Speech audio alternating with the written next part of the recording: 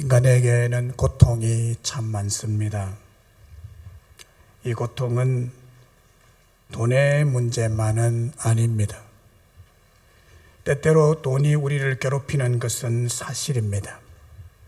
돈 때문에 속이 상하고, 돈 때문에 자존심이 상하고, 돈 때문에 서로 싸우고, 돈 때문에 원수가 되기도 합니다.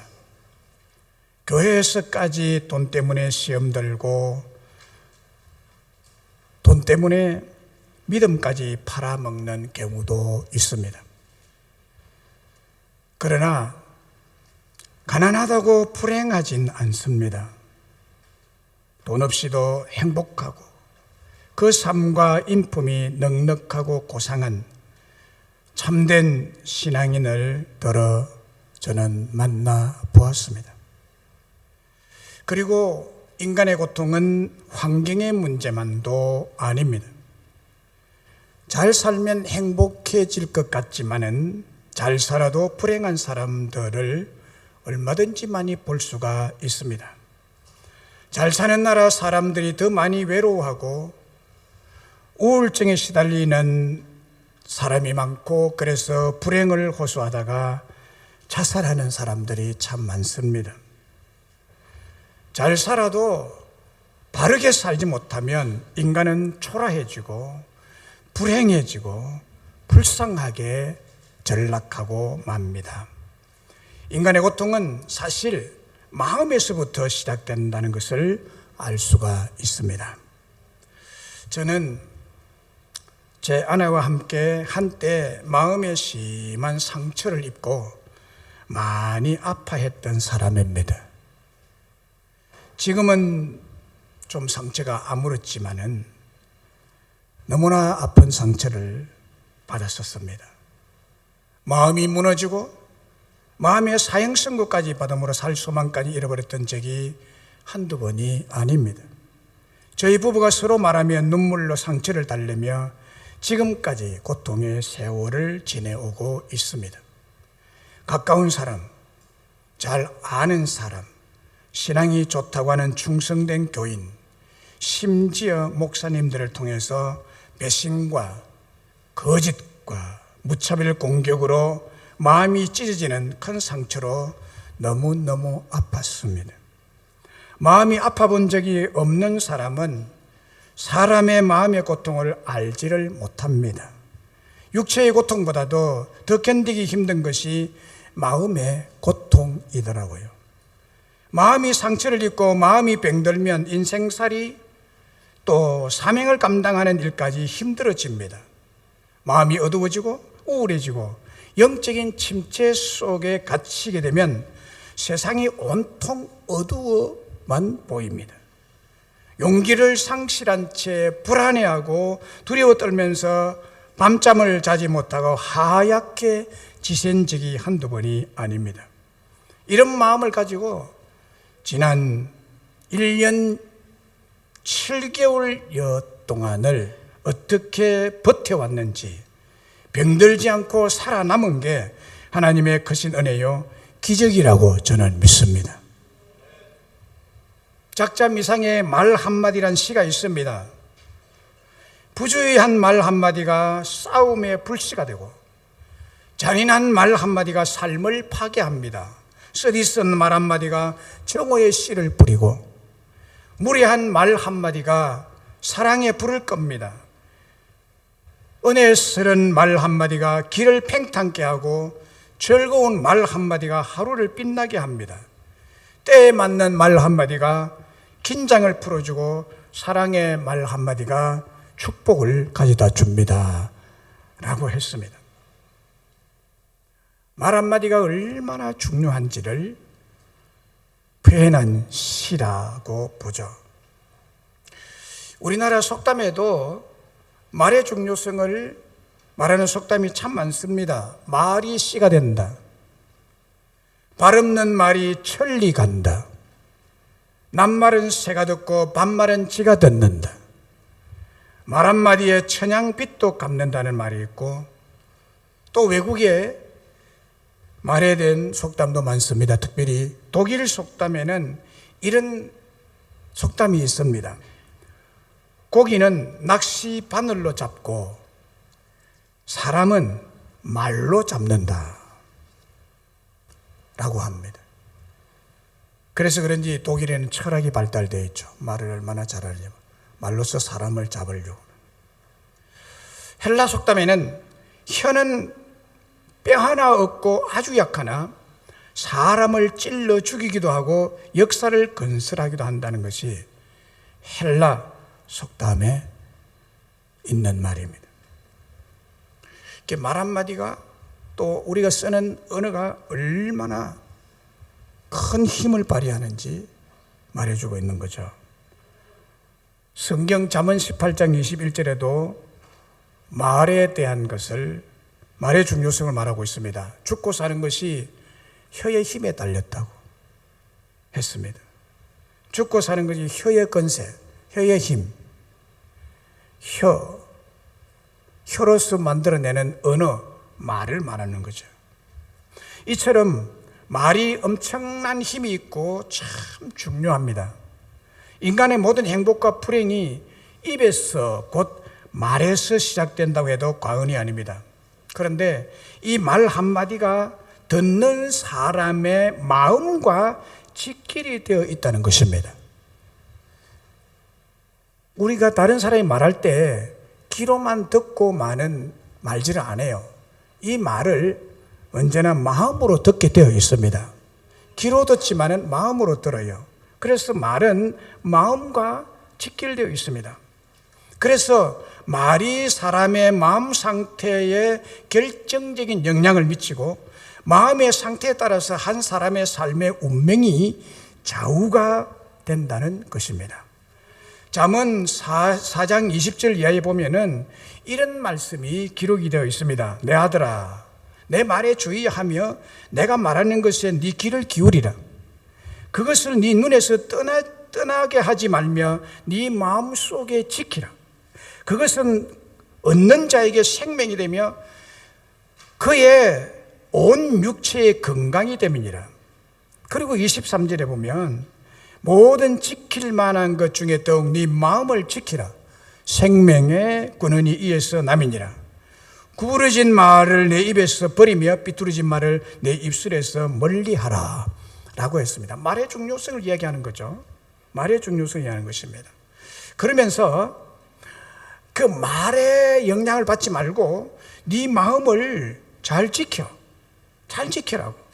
생명의 근원이 이 마음에서 난다고 마음과 말을 연결 지어주고 있습니다.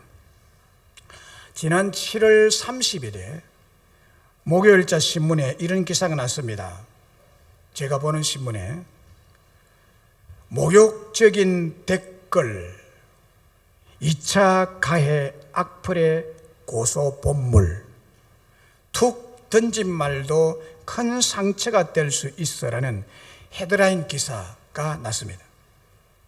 그것을 찬찬히 읽어봤는데 그 내용 중에 김옥분이라는 여자의 몸을 불법 촬영하여 치욕스러운 게시물로 올린 가해자가 25일에 구속되었다는 기사였습니다. 당연히 불법을 저지른 사람은 법의 심판을 받아 마땅한 것이죠. 그런데 가해자의 지인이라는 사람이 피해자를 향하여 2차 가해를 가하는 악플이 계속되고 있다는 기사였습니다. 피해자가 또 다른 사람의 악플에 의해서 상처를 받는 2차 피해를 당하는 일들로 고소사건이 많이 일어나고 있다는 것입니다. 피해자의 변호사가 이런 말을 했습니다. 모욕적인 언사로 벌금형이나 집행유예가 날 것을 예상하고 이를 가볍게 여기는 경우가 참 많은데 형사처벌 기록이 남는 것 자체가 인생의 큰 오점이 된다는 사실을 2차 가해자들은 알아야 할 것이라고 경고해 주고 있습니다. 또 탈북민 신변보호 담당 경찰 간부로부터 성폭행을 당했다며 해당 간부를 검찰에 고소한 탈북 여성도 사건이 알려진 직후에 모욕적인 댓글로서 피해자로서 2차 피해를 가혹하게 당하고 있다는 기사였습니다. 그 악플이 소개되고 있는데 이렇습니다. 피해자 탈북 여성을 향하여 경찰이랑 여러 번 잤는데 꽃뱀 아니냐? 이렇게 악플을 달았대요. 피해자로서 마음이 아픈데 거기에다 또 피해를 입히는 2차 피해자가 된다는 거죠. 탈북자는 당해도 싸다, 이런 글을 달았답니다. 이런 악플이 쌓이고 있다는 것입니다. 아무 생각 없이 던진 말이 당사자에겐 큰 상처가 될 수 있다는 것을 가해자들이 알았으면 좋겠다는 기사 내용이었습니다. 오늘날 인터넷을 통해서 일어나는 대부분의 사건들은 말로서 상대방의 마음에 큰 상처를 주고 마음을 무너지게 하고 절명하게 해서 죽음으로 내모는 악플들이 난무하고 있는 세상입니다. 여러분, 이 세상에서 이렇게 떠도는 이런 악플들, 악한 소문, 악한 루머들에 대해서 우리가 이겨낼 수 있는 비결이 무엇일까요? 오늘 본문에서 그것을 말씀해 주고 있습니다. 어떻게 이 세상의 말을 통해서 오는 이 피해를 우리는 피해를 입지 않고 막아낼 수가 있느냐, 이겨낼 수가 있느냐? 그것은 하나님은 우리에게 악소문을 이겨낼 수 있는 새 마음을 주셨다는 것입니다. 새 마음, 강한 마음을 주셨다는 거예요. 오늘 본문 46절에 너희 마음을 나약하게 말며 이 땅에서 들리는 소문으로 말미암아 두려워하지 말라. 소문은 이 해에도 있겠고 저 해에도 있으리라. 그 땅에는 강포함이 있어 다스리는 자가 다스리는 자를 치리라 라고 했습니다. 이 예레미야 51장 전체는 당시의 바벨론을 향한 하나님의 진노의 심판에 대한 메시지입니다. 하나님의 철퇴로 쓰임받았던 바벨론이 하나님의 보복으로 철저하게 망할 것임을 예언한 말씀입니다. 여러분, 악한 나라는요, 하나님 악한 나라를 통해서 하나님의 백성들을 하나님 백성이 범죄했을 때 그것을 치는 도구로 사용했지만은 마지막에 하나님의 백성을 괴롭힌 그 나라를 괴롭힌 만큼 하나님이 심판으로 마지막 처단을 하는 사실을 성경에서는 밝히고 있습니다. 이 바벨론을 하나님은 철저하게 보복합니다. 왜냐하면 이스라엘 백성들을 그렇게 짓밟았기 때문에. 하나님이 바벨론을 그렇게 사용했습니다만은 마지막에 이제 바벨론을 망하게 할 때는 바벨론 이스라엘 백성, 하나님의 친백성을 괴롭힌 것만큼 하나님이 철저하게 보복해서 망하게 하는 것입니다. 먼저는 메데-바사의 고레스 왕이 아주 강한 군사를 이끌고 이 바벨론을 쳐서 점령할 것이고, 뿐만 아니라 하나님의 철저하신 복수로 바벨론 사람들이 이스라엘 백성들을 무참히 짓밟은 것처럼 바벨론 백성을 도수장으로 끌려가는 힘없는 짐승같이 짓밟아 심판할 것이라는 것이 이 예레미야서 51장의 메시지입니다. 하나님께서 바벨론의 복수의 심판을 내리신 궁극적인 목적은 바벨론 땅에 포로로 잡혀온 이스라엘 백성들을 자기의 본국으로 돌아가게 하고 해방시키는 것이 목적입니다. 바벨론 땅에 하나님의 심판이 임할 때 이스라엘 백성들은 속히 바벨론을 벗어나야 하나님의 심판을 당하지 않게 될 것이라고 말씀하고 있습니다. 그리고 멸망을 앞둔 바벨론에는 온갖 종류의 악성 유언비어와 루머가 난무하고 판을 칠 것이라는 내용의 말씀이죠. 이런 혼돈의 시기가 닥쳐올 때에는 무엇보다도 이스라엘 백성들은 그러한 악한 소문들로 인해서 마음을 당황하거나 두려워하거나 거기에 휘둘려서 용기를 잃지 말고 마음을 강하게 해서 하나님의 진노의 심판을 피하라고 강력한 경고의 메시지를 전해주는 것이 오늘 우리가 읽은 본문의 말씀입니다. 짧은 본문이지만 특별히 오늘 본문 46절에서 언급하는 마음과 소문이라는 단어가 언급이 되고 있습니다. 마음과 소문이 어떻게 연결이 되느냐, 여러분 잘 보시기 바랍니다. 먼저 마음은 하나님께서 우리에게 주신 성령의 마음을 말합니다. 하나님이 우리에게 주신 새 마음, 하나님이 우리를 구원하신 구원의 마음을 말하고, 그와 대조적으로 소문은 부정적이고 나쁜 노군 뉴스를 말합니다. 멸망 직전에 있는 세속 백성들의 마음이 강팍하고 포악해서 그 마음에서 나오는 강포한 소문이 땅에 가득할 것이라는 의미입니다. 그 백성들 중에서 나오는 악한 루머, 악플들, 소문들이란 뜻입니다. 이스라엘 백성들의 새 마음과 바벨론 백성들의 소문을 대조해서 주고 있는데, 하나님을 믿는 우리들의 마음이 악한 세상에서 일어난 악한 소문에 의해서 나약하게 되어서는 안 된다는 경고의 말씀입니다. 너희 마음을 나약하게 말미에서, 나약이라는 말은 히브리 원어로 라카크라는 단어인데 약하다, 연약하다, 결심이나 용기를 잃어버리다라는 뜻입니다. 그러니까 바벨론 멸망 말기에 온갖 종류의 악성 유언비어와 루머가 난무하고 판을 칠 때에 그 소문을 듣고 마음이 내려앉거나 용기를 잃어버리거나 시험에 들지 말 것을 권면하면서, 이런 소문들은 작년에도 올해도 내년에도 있을 것이라는 것입니다.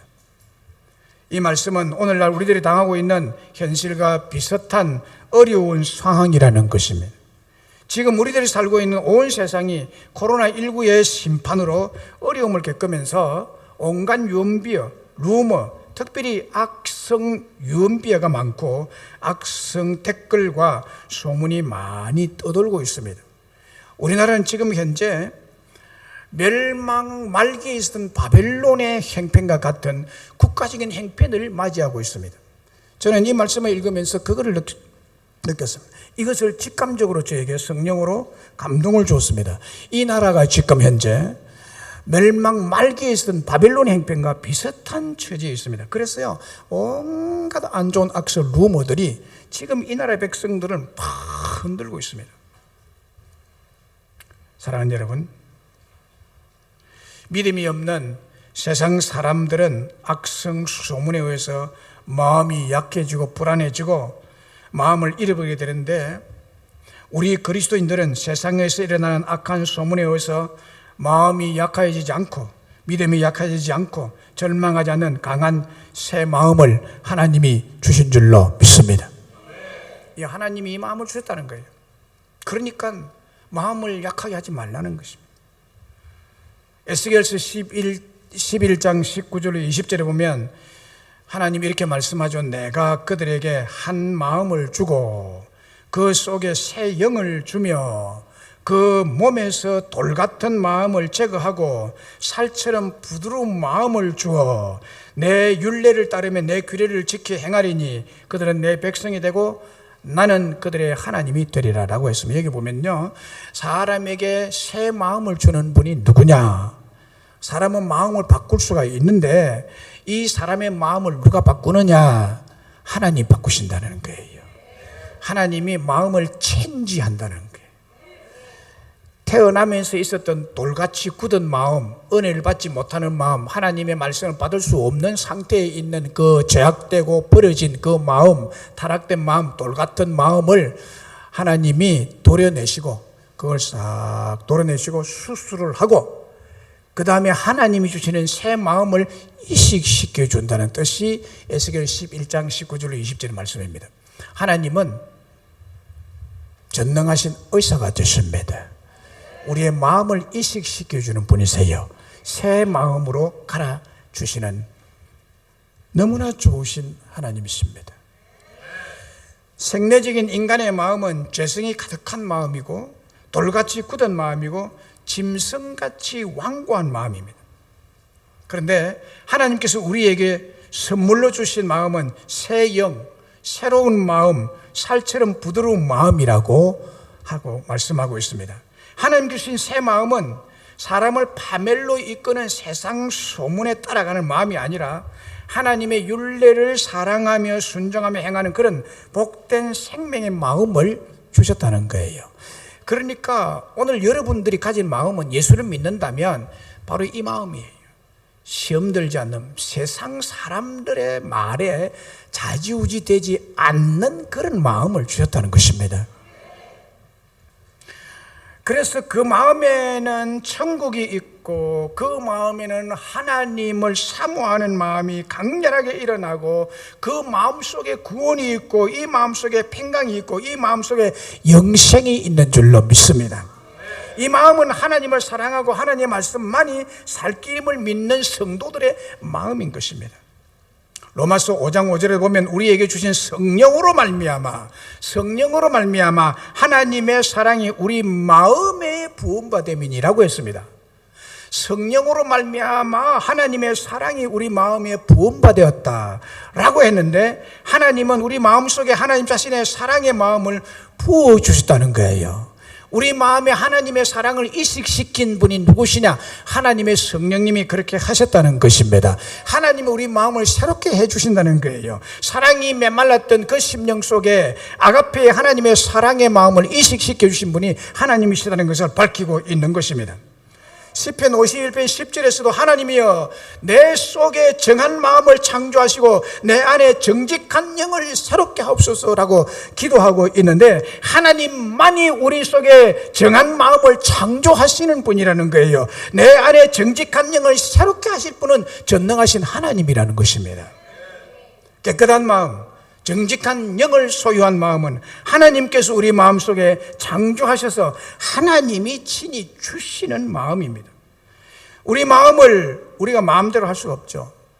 참 여러분, 우리 마음이 마음대로 안 된다는 것이 참 큰 숙제잖아요.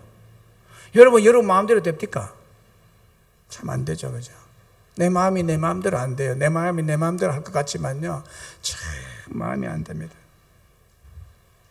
하나님께서 내 마음에 새 마음을 주실 때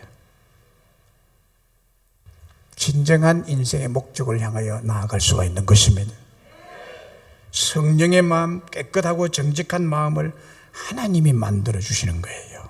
하나님이 만들어 주시는 거예요. 그래야 우리가 정직하고 깨끗하게 살아갈 수 있다는 것입니다. 예수님을 믿는 우리들에게 주신 최고의 선물은 바로 이 새 마음, 성령의 마음이 깨끗하고 정직한 마음, 예수님의 마음을 가지게 되었다는 거예요. 예수 믿는 우리에게 최고의 선물은요, 우리 마음이 최고의 하나님의 마음을 선물로 받은 거예요. 잠언 4장 23절에 보면요, 모든 지킬 만한 것 중에 더욱 네 마음을 지키라. 생명의 근원이 이에서 남이라 라고 했습니다. 여기 보면요, 생명의 근원이라고 그래요. 영생의 근원, 행복의 근원은 하나님이 주신 새 마음에 있다는 것입니다. 생명 걸고 지켜야 할 우리의 마음은 하나님께서 선물로 주신 생명의 마음, 성령의 마음, 새 마음이라는 것입니다. 이건 하나님이 주셨다는 거죠. 그래서 한 사람의 참된 변화는 마음의 변화에서부터 시작됩니다. 마음의 변화, 내면의 변화, 내면의 혁명, 내면의 의식의 변화가 일어난 사람이 참된 그리스도인으로 변화되고 거듭난 사람이라고 말할 수가 있습니다. 오늘 우리 간증한 민 집사님 간증을 들어보면 바로 이것을 말해주고 있는 거거든요. 저분이 하나님 만나기 전에는 뭐 종교인이고 뭐 이렇게 온갖 좋지 않은 것만이 마음에 쌓여 있었는데 하나님이 저 마음을 새롭게 해줬다고 저는 믿습니다. 나보다 작은 사람이 무서운 사상을 가지고 있었다고 생각할 때요. 사회주의 사상. 우리 민집생 같은 분들이요, 저만한 나이에 참 많습니다. 지금 많아요, 여러분. 이 나라가 참 위태합니다. 이걸 여러분 아셔야 돼요. 여러분 아시기를 바랍니다. 예수 그리스도만이 이 현 세상에서 과거에도 현재도 미래에도 예수 그리스도만이 인류의 소망인 것입니다. 참된 변화는 내면의 변화예요. 마음이 변하지 않으면 사람은 바뀔 수 없는 거예요. 그런데 하나님이 사람을 바꿀 때, 와, 저 사람 참 변화됐다, 저 사람 거듭났다라고 할 때 마음 바뀌는 거예요. 마음을 바꾼 거예요. 마음을 바꾼. 미국 알래스카 패더다인 대학교에서 교수로 재직하면서 4년 만에 최우수 교수상을 받은 우리 한국 사람, 자랑스러운 한국인 김충건 박사가 계십니다. 그때가 30대 초반이었습니다. 30대 초반에 미국에 건너가서 미국의 유수한 대학을 다 제치고, 유수한 대학 교수들, 박사들을 다 제치고 이 사람이 최우수 교수상을 받았습니다. 대단한 사람입니다. 대단한 실력가입니다. 그래서 그는 30대 초반이니까 얼마나 부푼 꿈이 많았겠어요. 자기의 실력에다가 최우수 교수상을 받은 것에다가 아주 실력가, 그에게 꿈과 명예가 한꺼번에 다 다가온 그런 복을 받은 사람이죠. 그런데 그것도 잠시, 그가 37세 되던 해, 37살 되던 해, 간경화, 간염, 간암으로 시한부 인생 1년 남았다는 사형 선고를 받습니다. 그 사형 선고 받는 그날, 그는 집으로 돌아와 방바닥에 주저앉아서 처절하게 울부짖습니다. 처절하게 울부짖습니다. 오 마이 갓, 오 마이 갓, why me? 오 하나님이여, 어찌하여 나에게입니까? 왜 납니까?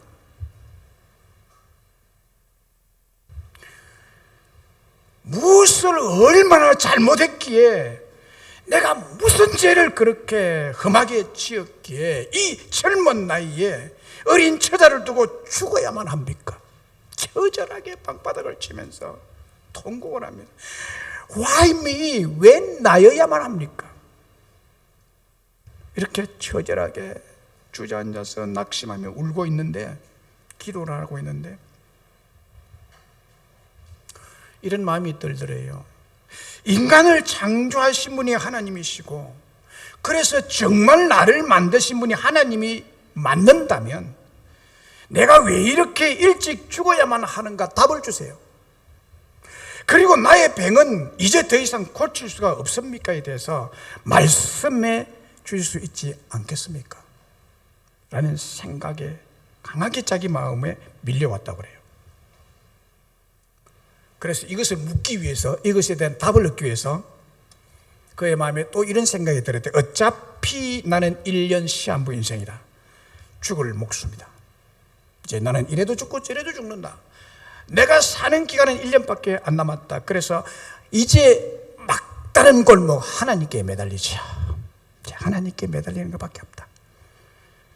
그래서 산으로 올라갔는데, 내가 이 질문에 대한, 하나님이 창조자라면 왜 나를 창조했느냐, 그리고 내 병은 고칠 수가 없느냐, 여기에 대한 답을 얻기 위해서 산으로 올라갔는데, 여기에 응답받기 전에 나는 절대로 내려오지 않는다 라는 결심을 하고 산에 올라갔습니다. 미국에 뭐 산들이 많고, 미국에는 산속에 집들이 참 많아요. 그래서 산속에 조그만 집을 하나 빌려가지고 그곳에 머물면서 필사적으로 기도했어요. 필사적으로 매달릴 수밖에 없잖아요. 이제 막다른 골목이니까. 이미 죽음이 확정된 처지에서 살 길은 하나님의 은혜를 찾는 것밖에 더 이상 물러날 수가 없었던 것입니다. 그러던 어느 날 하나님께서 그에게 이렇게 응답을 주셨습니다. 김충건, 육체적으로는 네 피 속에 있는 독소 때문에 죽어가지만 너의 영혼과 마음 속에 있는 독소 때문에 죽어가는 것을 넌 모르느냐? 이 음성을 듣는 그 순간에 자기가 지금까지 지은 죄가 한편의 영상처럼 그의 심령 속에, 생각 속에, 머리 속에 쫙 펼쳐져 지나가는데, 그는 그 자리에서 꼬꾸라졌습니다. 너무나 어이가 없어서 쓰러졌습니다. 얼마나 지났는지 모르는데 정신을 차리고 일어나서 그동안 자기가 22년 동안 믿음 생활하면서 마음으로 지은 제목을 무려 A4 용지 52페이지, A4 용지 52페이지에 달하는 제목을 그가 적는데 상세하게 다 적었대요. 그것을 보고 회개 기도를 계속 하는 중에 어느 날 새벽녘에 자기의 환상 중에 예수님께서 흰옷을 입으시고 광채를 바라시면서 자기에 나타나셨습니다. 그리고는 그를 꼭 껴안아주면서 등을 쓰다듬으면서 I forgive you, I forgive you, and I forgive you. 내가 너를 용서한다. 내가 너를 용서한다.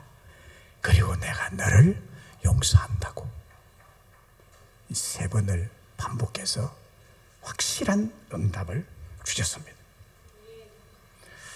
이 하나님의 응답을 듣고 난 다음에 그날 이후로 그 마음속에 변화가 일어나는데, 내가 이제부터는 내 생명이 다하는 날까지 예수님을 위해서, 하나님을 위해서 살고 싶은 마음의 욕망이 꽉 차오르다는 겁니다. 왜냐하면 그동안은 자신의 뜻대로 자신의 명예와 영광을 위해서 살아온 욕망의 마음을 예수님께서 오셔서 등을 쓸어주면서 하신 그 말씀에 의해서 그의 마음을 치료해 주시고 마음을 바꾸어 주시고 새 마음, 성령의 마음, 사랑의 마음으로 그의 마음이 바뀌어진 거예요. 그래서 그 마음에 죄 용서의 확신으로 가슴이 아주 뜨거워졌습니다. 이게 변화죠. 이게 변화예요. 뿐만 아니라 치료 불가능한 간암까지 그 순간에 완전히 깨끗이 하나님이 고쳐주신 줄로 믿습니다.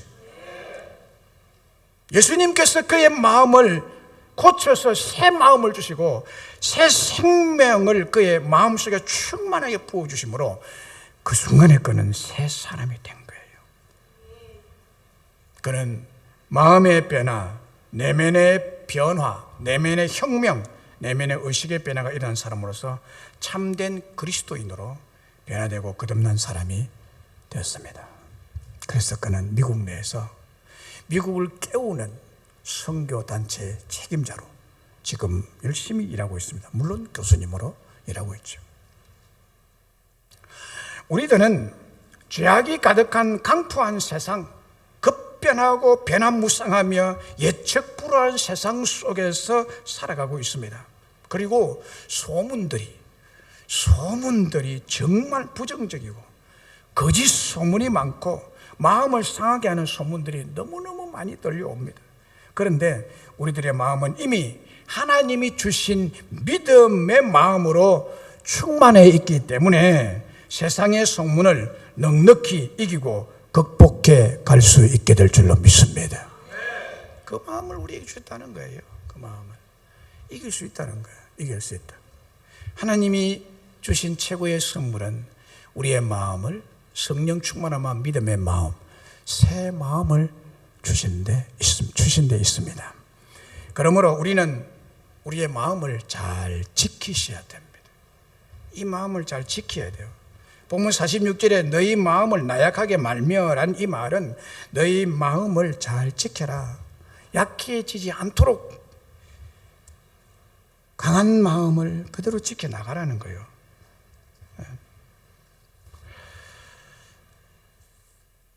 하나님께서 주신 새 마음, 성령의 마음, 부드럽고 온유한 마음을 잘 지키고 관리해라 이 말이에요. 세상에 들리는 온갖 악성 루머에 마음이 약해지거나 마음에 절망감 갖거나 마음에 근심 걱정하지 말라는 것입니다.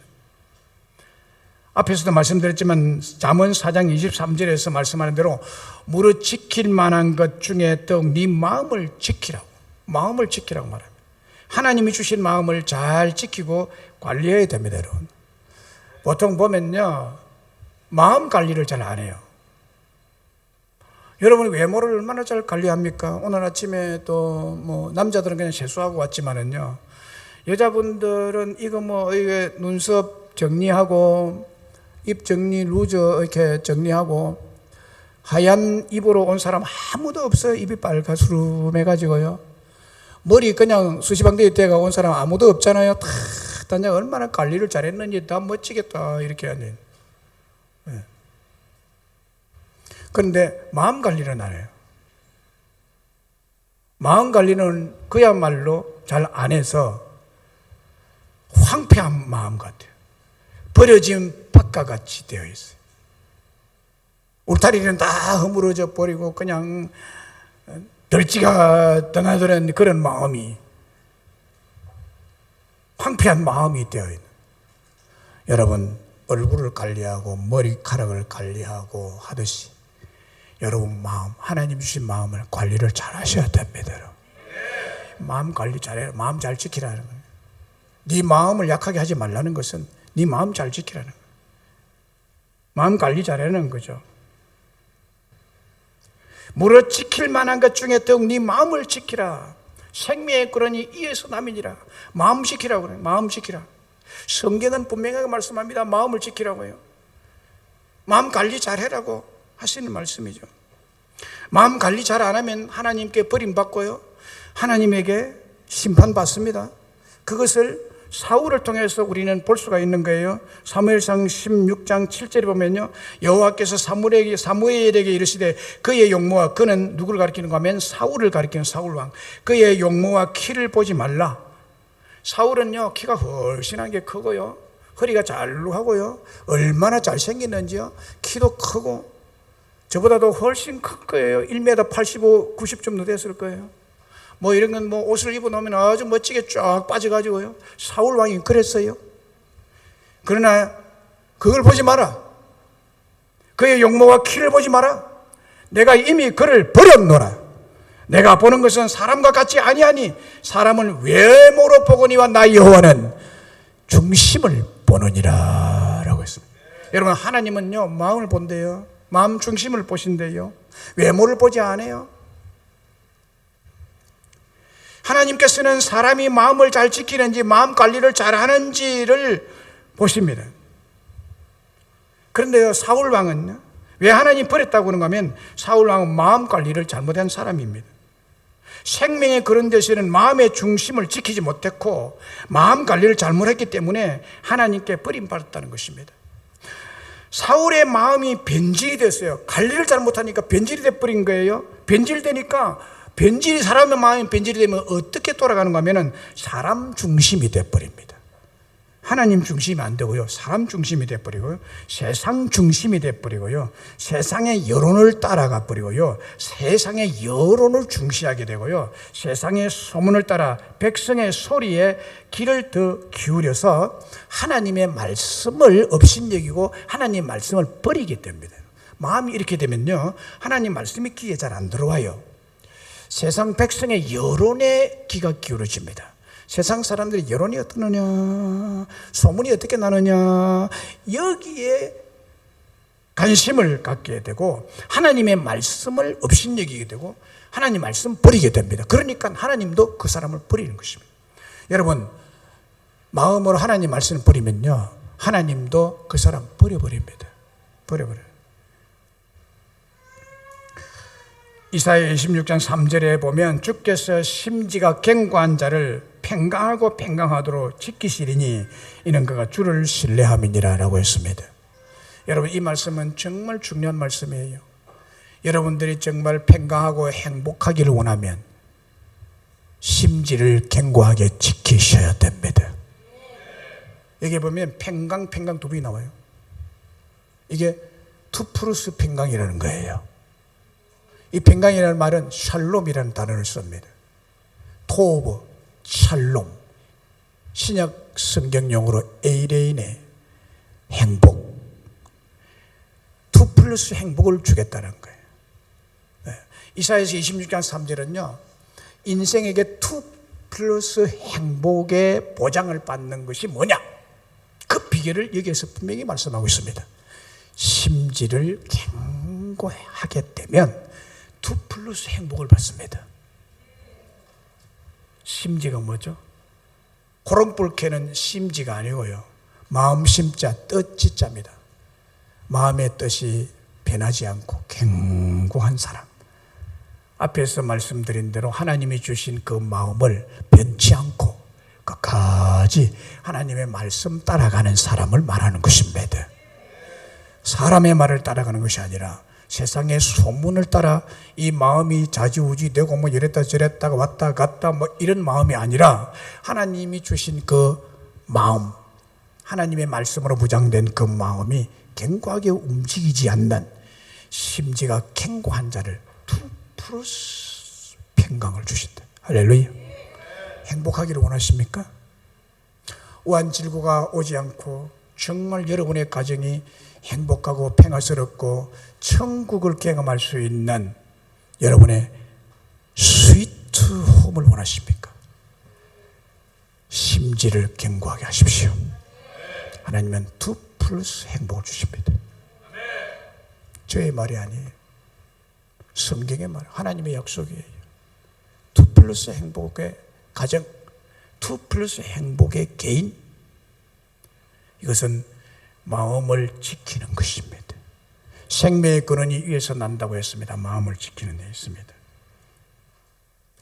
고린도후서 4장 7절로 10절에 보면요, 우리가 이 보배를 질그릇에 가졌다 그랬어요. 심히 큰 능력 하나님께 있고 우리에 있지 아니함이니라. 여러분, 이 보배를 질그릇에 가졌다 그래요. 이 보배가 뭐예요? 하나님 주신 마음이에요. 하나님의 주신 진리예요. 이 보배를 어디에 가졌느냐? 질그릇에 가졌대요. 이 질그릇은요, 사람의 생내적인 마음을 말해요. 우리 질그릇 같잖아요. 얼마나 잘 깨져요. 말 한마디에 그냥 완전히 지옥이랬다가 말 한마디에 완전히 천국이랬다가, 우리는 조그만 소문에 완전히 좌지우지되고 이런 질그릇 같은 사람 아니에요. 여기에다가 하나님의 보배를 담아놓은 거예요. 하나님 마음을 담아놓은 거예요. 그래서 이것을 잘 지키셔야 돼. 자칫 잘못하면 깨져서 흘러내려 버립니다. 여러분, 우리 하나님은요, 우리에게 마음의 변화, 이것에 따라서 또 무엇도 주는가 하면 육신의 건강도 주신대요. 육신의 건강도. 잠언 14장 30절에 보면은 평온한 마음은 육신의 생명이나 시기는 뼈를 썩게 하느니라. 평온한 마음, 평온임을, 행복한 마음. 행복한 마음 누가 준 거예요? 하나님 주신 거죠. 하나님이 주신 마음을 잘 지키면 육신의 생명이 된다는 거예요. 시기는 뼈를 썩게 하는 시기심이거든요. 시기심은요, 하나님 주신 그 마음을 지키지 못하고 빗나간 마음, 병든 마음이에요. 사람이 마음이 병들면요, 시기심 막 일어나요. 다른 사람이 잘하는 건 못 봐요. 못 봐주는 거예요. 이 시기는 마음이 편하지 못하는 거거든요.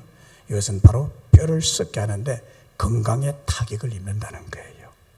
사랑하는 여러분, 마음을 지키는 것은 육신의 건강도 하나님이 보장해 주신다는 말씀입니다.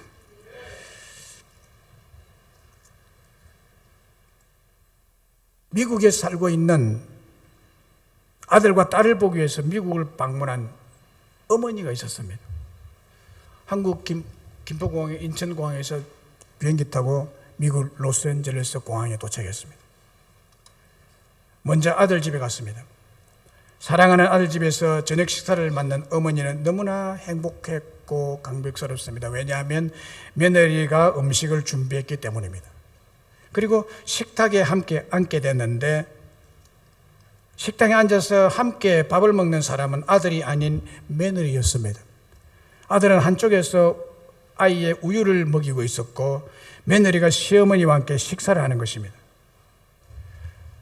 너무나 화가 난 시어머니가 밥을 무사히 먹고 그날 밤 잠을 잘 수가 없었습니다. 내가 더 키운 아들인데 감히 며느리가 시어머니와 함께 겸상하라고 내 아들은 우유병을 쥐고 애를 먹인단 말이냐. 아침에 일어나서 속이 상한 시어머니는 며느리가 보기 싫어 짐을 싸서 딸 집으로 갔습니다. 그런데 그날 저녁에 똑같은 일이 벌어졌습니다. 딸이 저녁을 준비하고 식당에 앉아서 딸이 어머니와 함께 식사를 먹이고, 사이는 방 한쪽 구석에서 우유병을 들고 손자에 우유를 먹이고 있었습니다. 그것을 본 어머니는 저런 사이가 세상에 어디 있느냐. 너무나 사랑스럽게 보였습니다. 저렇게 자상스러운 남자가 어디에 있느냐. 내 딸을 이토록 사랑해 주다니 라고 했습니다. 여러분, 이 어머니 마음을 보세요. 두 집 다 남자가 아이에게 우유를 먹였고, 그런데 어머니의 마음은 극과 극을 달렸습니다. 마음을 어떻게 먹느냐, 마음을 어떻게 다스리느냐에 따라서 행복과 불행이 결정이 되는 거예요. 천국과 지옥이 오가게 됩니다. 우리 그리스도인들은 성령님이 주신 성령의 새 마음, 천국의 행복한 마음을 하나님의 말씀으로 잘 지켜가야 됩니다. 마음을 지켜야 되는 거예요. 제가 아는 교인 중에는 이 신앙의 믿음을 지키지 못하고 거짓 유언비어에 쏟고 한 사람의 감정풀이로 거짓 소문과 이간에 쏘가 넘어간 교인들을 많이 보았습니다. 그 결과는요, 믿음에 병이 들고 믿음 자체를 버리고 교회에서 버림받고요, 하나님으로부터도 버림받게 되는 것입니다. 말씀을 맺습니다. 세상에는 소문들이 참 많은데 그 소문 중에 구부러진 말, 삐뚤어진 말, 부정적인 말, 악평의 말, 원망의 말, 이간의 말, 거짓된 말이 너무 많습니다. 이런 말들이 사람의 마음에 큰 상처를 주게 되고요, 생명을 죽이기까지 한다는 것입니다. 그러나 하나님의 말씀, 복음의 말, 믿음의 말을 마음속에 얻고 듣는 자에게는 생명이 되는 줄로 믿습니다. 온 육체의 건강 또한 보장을 받게 될 줄로 믿습니다. 말이 사람의 마음에 근본적인 영향을 미치고 그 마음이 사람의 삶에 나타나는 열매에 결정적인 영향을 미치게 됩니다. 그래서 하나님은 우리들을 축복의 사람, 행복한 사람이 되도록 새 마음을 주셨다고 했습니다. 우리들의 생내적인 마음은 돌같이 굳은 마음, 완고한 마음이기 때문에 축복된 하나님의 말씀을 받을 수 없기에 돌같이 완고하고 굳은 마음을 제거하시고 성령의 마음, 새 마음, 사랑의 마음을 주셨다고 했습니다. 여러분들의 마음은 이 마음으로 이식이 된 줄로 믿습니다. 이 마음은 세상의 그 어떤 악한 소문, 거짓된 인간의 소리 때문에 영향을 받지 않고 신앙의 생명, 믿음의 생명을 지키고 육신의 건강까지 축복으로 받게 될 줄로 믿습니다. 그러므로 우리는 하나님께 주신 새 마음을 굳게 지켜야 합니다. 생명의 근원인 마음에서부터 시작이 되기 때문입니다. 여러분, 우리가 이 생명의 마음을, 하나님 주신 생명의 마음을 잘 지킬 때, 심지가 견고할 때 이사야서 26장 3절에 말씀한 대로 평강의 축복을 주실 줄로 믿습니다. 그러면 한 가지, 여러분의 마음을 잘 지킬 수 있는 딱 한 가지 비결은 하나님의 말씀을 마음에 채워 넣어야 됩니다. 하나님의 말씀을 채울 때 마음을 지킬 수가 있습니다. 말씀을 채울 때. 여러분들이 성경을 읽는 것은 시장에 가가지고 생배추, 시금치, 이런 날 것 생선을 이렇게 취하는 것 같아요. 그런데 설교는 잘 요리된 밥상에 올려진 요리된 영양가 만점 음식입니다. 설교가 바로 그것입니다. 이 설교는 요리된 음식입니다. 영양 만점의 음식입니다. 여러분의 심령을, 마음을 지킬 수 있는 유일한 대책을 하나님 마련하셨는데 여러분에게 주시는 설교입니다. 이 설교는 우리 홈페이지에 계속 거제되어 있습니다. 여러분들 일주일 내내 들을 수 있습니다. 이 예배 시간 한 번 듣고 말면 안 됩니다, 여러분. 그러면 마음을 지킬 수가 없어요. 하나님 주시는 마음을 지킬 수 있는 제일 첫 번째고 마지막 비결은 설교 말씀을 계속 채워 넣는 데 있습니다. 여러분 마음에 채워 넣을 때 마음이 지켜지는 거예요. 한 번 듣고 말면 안 되는 거예요. 일주일 내내 인터넷 우리 홈페이지 들어가셔서 들으셔야 됩니다. 저 어디 포도밭에서 하는 소리 듣지 마시고, 저 어디 수 어디에서 듣는 소리 듣지 마시고, 저 분당에 누구 소리 듣지 마시고, 그건 여러분들과 상관이 없는 말이에요. 설교는 설교지만은 그 설교는 그 포도밭에 있는 사람들에게 맞는 설교고 분당에 있는 사람들에게 맞는 설교입니다. 여러분에게 맞는 설교는, 여러분에게 인격적으로 다가가는 설교는 제가 한 설교 말씀입니다. 이거를 들으셔야 돼요. 이래야 여러분 마음을 지킬 수 있는 거예요. 네. 다른 사람 말 듣지 마시고 이 김 목사의 설교를 잘 들으시기 바랍니다. 제가 웃으면서 말하지만 이거는 보통 진리가 아닙니다, 여러분. 그래서 여러분과 제가 인격적인 만남으로서 주어지는 설교이기 때문에 여기에 귀를 기울이시고 이 말씀을 여러분의 심령에 새겨 넣을 때 여러분의 마음을 지킬 수 있는 가장 확실한 방법이 될 줄로 믿습니다. 그래서 여러분들이 행복 2+의 축복을 받는 여러분과 여러분 후손들이 되시기를 주의 이름으로 축원합니다. 주님과 같이 내